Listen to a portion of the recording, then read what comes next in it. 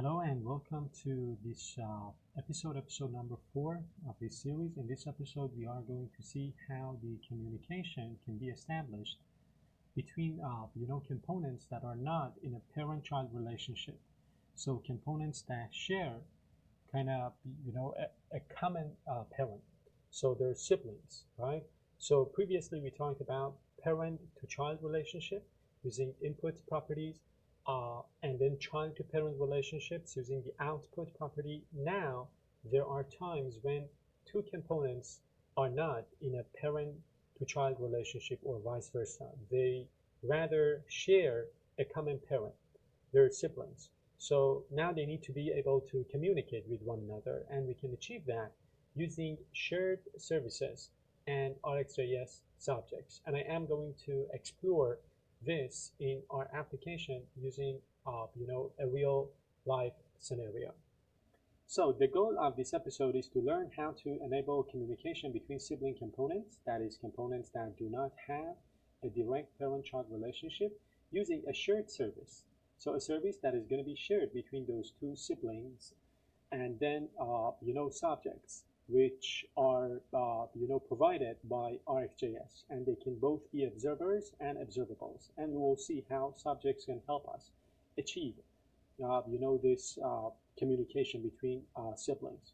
So we want to be able to broadcast events and then share some data. The scenario is this: we are going to scaffold two new components, booking filter component and booking list component. So the idea is that there's going to be a list of bookings, and then you will be able to filter the bookings. So based on the status of each booking, for example, you want to see only the confirmed bookings, the pending bookings, and so on. These two components are not in a parent-child relationship, but rather they're siblings. So they are going to be put inside of a common parent, the flight list component. So the flight list component will contain both the booking filter component and the booking list component. The booking filter component, as I told you, is going to allow the user to filter the bookings based on the status, like confirmed, cancel, pending. And then the booking list component is going to display a filtered list of bookings according to the status that has been set. So there is no parent-child relationship between these two. They're siblings, and they want to be able to communicate with one another. So let's go ahead first and scaffold these two components. We're going to put them into this folder, components and then bookings, and then we're going to create this service as well. So we're going to have a new service called booking filter. So I am going to get to my application, and I want to first scaffold the components. As I told you, I like to use the word scaffold. So I am not inside of my folder. Let me do one more time. So now the components are created. Now the next thing that I want to do is to add my service. So the service is created. Now this is the code for the booking filter service, and we need to talk about this in detail because this is the first time we're seeing subjects coming from RxJS, as I told you. So this is the service. We've got this subject which is going to emit strings. It is called filter source, and then we are kind of converting this to an observable, and we're capturing it inside of this filter changed, and then we are exposing this method to our clients, to the users, consumers of this service. They can use this change filter method, and then the subject, of course, the filter source, to emit new values using the next method and the status that is coming in the input parameter. But I want to break down this code and talk about this in full detail again, because this is the first time we're seeing this. So we're using subjects from RxJS. We already talked about this decorator, injectable. So this makes the service an injectable service. Angular will maintain one single instance of this service globally, and it will provide that single instance to the components that require that service. We talked about this before. Now this is new, so we are creating this new property. Filter source is of type subject, and it's going to emit strings. So this creates a subject coming from RxJS. This subject is going to emit strings. In this case, booking statuses. So pending, confirmed, canceled. A subject is both an observable, meaning that you can subscribe to it, and when there is a new value, you can react to that new value, so it is an observable. But it can also be an observer, meaning that you can send values to it. So this is the beauty of subjects. You use subjects, then you have an observable and an observer. Using the observable, you can consume values. Using the observer, you can produce values. So this filter source subject will be used as the source of filter status changes. Then we are creating an observable based on this subject using the asObservable method. So this exposes the filter status, the subject, remember, as a read-only observable. So now the other components, the other services can subscribe to this, observable, to this filter changed observable, and they will be notified of new values. Whenever the filter changes, in our case, they will be notified and then they can react. So using asObservable hides the subject's next method, which is used to produce new values. So consumers can emit values using the next, right, directly.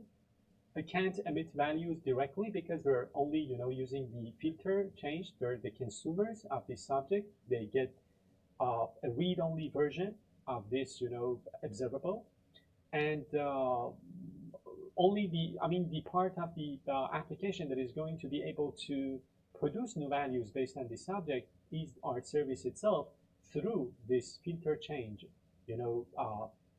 method. So we've got this filter change method. It's going to receive a string. So this is a method that allows other parts of your application to change the filter status. It does this by calling this method, so other parts of your application can access this filter change method. And inside of this filter change, we're using the subject, filter source, and the next method on that subject to emit a new value, which is the status that we have received here. So calling next emits a new value to all subscribers of the filter changed. And remember, filter changed is the observable version of this, subject. So the subject allows us to have an observable that other components, other services can subscribe to and can, receive new values when new values are produced. And then at the same time, we can use the next method to produce new values. How this works in an app, components that want to know when booking filter changes, they basically need to subscribe to that filter changed observable.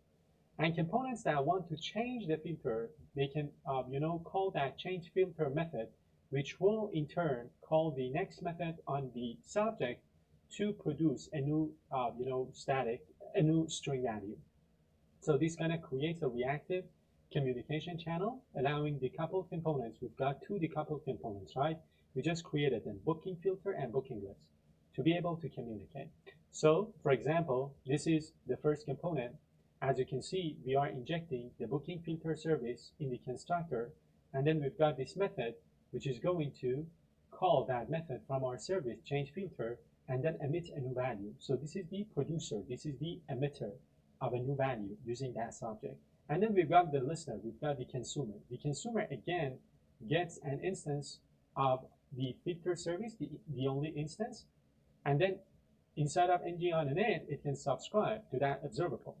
Using filter change, it can subscribe to that observable, and whenever new values are produced, it can do whatever it wants with that new value. Now, let's go ahead and create that service. So we've got this booking service, was it? Booking filter service, I guess. Booking filter service. So this is the service that we are going to create. I am going to get rid of this part. I am going to write the code. We already talked about this. Just remember that subjects allow you to have, an observable that other components can subscribe to receive values. And at the same time, it can allow you to produce new values using the next method. Now the booking filter component. So the booking filter component is not that difficult. Right now, suppose we've got these, statuses. So all confirmed, cancel, and pending. And then we've got this select status, which is a private, local property here. Then inside of the constructor, we are injecting that service we just created. And then there is this method. So whenever this method is called, and I'm going to show you how this method is called, this method is going to get invoked from the template of this booking filter component. So whenever that method is called, we're going to use that service, filter service, as you can see here, and we're going to call that method to emit a new value. And that new value is the value that we receive inside of the status. So I'm going to show you how to invoke this method and how to pass the status that we are going to invoke using this change filter method. So let me go ahead first and write the code for this booking filter component. So the booking filter component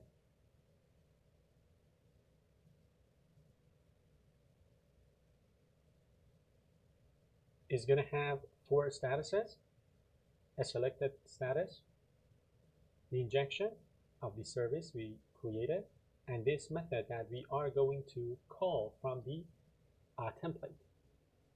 So I'm going to import the booking service, and we're fine. Now let me go ahead and update the template for this booking filter component. Inside of the template, we are creating a select element. So in the select elements, we are using two-way data binding to kind of bind the select element to the selected status that we created here. By default, it has the value all. And then whenever a new value is selected in this select element, we are going to call that method I just talked about, onStatusChange. And onStatusChange will receive a status. And what we are passing to this status is the value inside of that property in the component. By default, it is all, but of course it will be changed using ng model, right? Using ng model, it will be bound to this select element, two-way data binding. And then we have this option, as you can see here. We are going to go through all statuses inside that array. I told you by default we have hard-coded for now the statuses, 4 statuses, and we are going to put these statuses as options inside of our select element.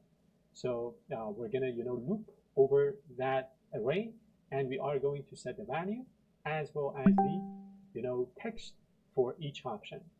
So what I can do now is I can go ahead to the template for the booking filter, so booking filter HTML, and I can write the code for the different filters. Of course, we need to use forms module as well as the comment module for directives, and forms module for ng model. So I am going to go to my booking filter. I am going to import comment module and forms module. And now I'm fine. So now we know that, using this select, whenever we select a new value, we are going to call that, method from our TypeScript file. We are going to pass the value that we have inside of that TypeScript file. That property is bound to the element or the option we select from this select element using ng model.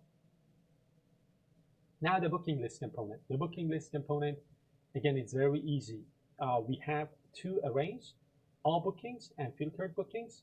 We are going to put some dummy bookings for now inside of this array, and then by default all the values in our filtered bookings are going to come from our all bookings, but we need to filter those.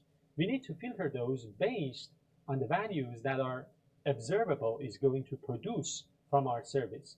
So we have injected the single instance of filter service in our constructor, and then we are subscribing to that observable, filter changed.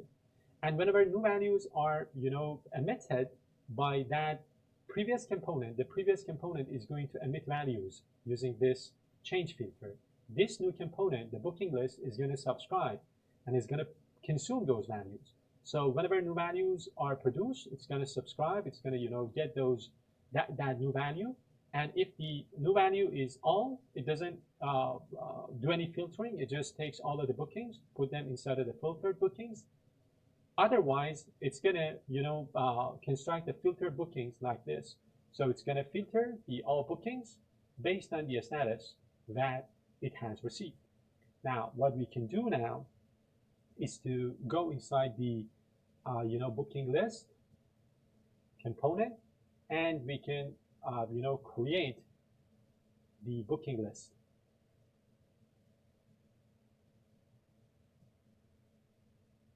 Of course, we need to, do some imports. For demo purposes, as I told you, we are, creating some dummy bookings for now, but that will change in future.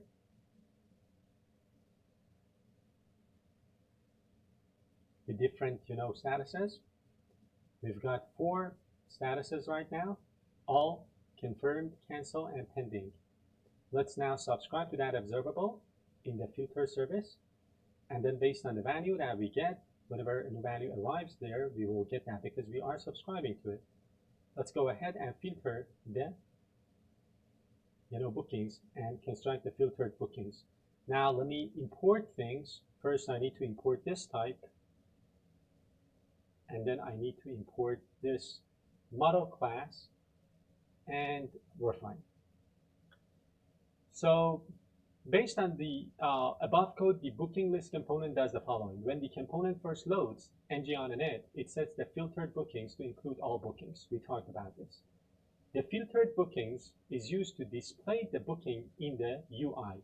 Now, this line ensures that the list shows all the bookings before any filters are applied. So we are setting the filtered bookings here, and then in the component, template, we will go through the filtered bookings and render those. And then we are listening to that to that observable filter change. This subscribes to the filter change observable from our service. Whenever the filter changes or a new value is produced from all to status, to confirm, to cancel, to pending, the callback function is going inside of the subscribe is going to get executed. That means that the component reacts automatically when the user or another component, in this case the booking status component, changes the filter by producing a new value. And then we are creating a simple conditional. If the status is all, no filter is applied, it shows all bookings. Otherwise, it's going to filter the list to include only bookings with the match status, like confirmed, like pending, cancel, and so on. Now we want to update the template for this booking list. So we are going to create this li element. We will go through the filtered bookings, and for each booking, we will render the booking ID, the flight ID, the passenger ID, and the booking status. So let me go to the booking list HTML file, and we can remove this and create our booking list. Of course, again, for ng4, we need to import common module in our TypeScript file.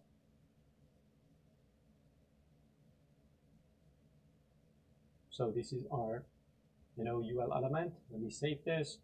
Now let me go to my component and import common module. So now we will put these 2 siblings in our parent component. The parent component is the flight list component. We want the app booking filter and the booking list in our flight list component. So let me go to flight list template, and here we will write the code for the booking filter and the booking list. And of course, we shouldn't forget to go to the flight list TypeScript file and import these 2 here. So booking list and booking filter. So right now, everything is working. So now we can change the filter by choosing a value from our dropdown, and the booking list component will update automatically to show the bookings whose status matches the value that the user has selected. So the component communicates The two components now communicate via a shared service using the RxJS object. When I say a shared service, it means that the service is injected into the constructor of these two components that are not in a parent-child relationship. They are, they are like siblings, but one of them is using one side of the service by, producing new values. The other one is subscribing to that observable by consuming the produced values.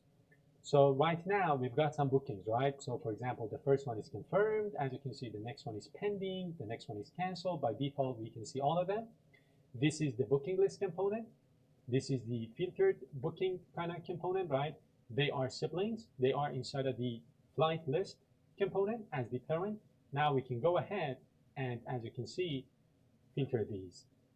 So this is the way to establish communication between, siblings or sibling components. So again, the summary. Siblings communicate without parent involved. So the flight list component as the common parent is not involved. A shared service with a subject broadcasts filter changes. Subject comes from RxJS. It can be an observable. It can also emit new values. Now components subscribe to the observable to reactively update their data. And then another component is going to use that method that the service is exposing to emit new values. And that was it for this episode. I hope you've enjoyed watching it. I hope you liked it. If that's the case, as always, don't forget to support the channel by subscribing, sharing the video with a friend, and leaving a comment. Stay tuned for the next one.